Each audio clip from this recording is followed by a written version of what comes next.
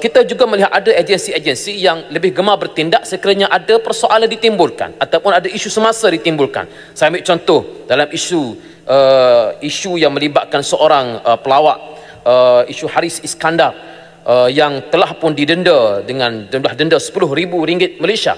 Setelah 2 bulan kes ini berlaku, tetapi 2 hari lepas MC kata kes ini dalam siasatan, masih dalam siasatan. Tapi bila dibangkitkan, akhirnya elok-elok sahaja semalam diumumkan didenda sebanyak RM10,000 Malaysia oleh SKMM. Hantarannya itu 2 hari lepas masih belum lagi diturunkan.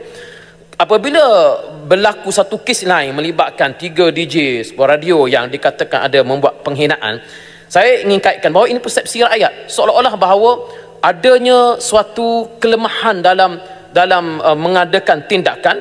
Jadi bila orang tanya apa pula tindakan terhadap isu penghinaan yang telah berlaku 2 bulan lepas, akhirnya diumumkan semalam selepas waktu berbuka puasa, diupload dalam FB rasmi MC mereka didenda RM10,000. Artinya kadang-kadang agensi bertindak seolah-olah kerana adanya isu-isu yang ditanya yang berlaku, sedangkan selama 2 bulan ini seolah-olah tidak ada apa-apa kemajuan. Jadi saya ingin menyentuh bahawa kadang-kadang dalam melaksanakan kerja ini, penjawab-penjawab yang ada agensi-agensi perlu untuk lebih cekap untuk mengemukakan solusi dan juga mengemukakan apakah penyelesaian terhadap satu isu.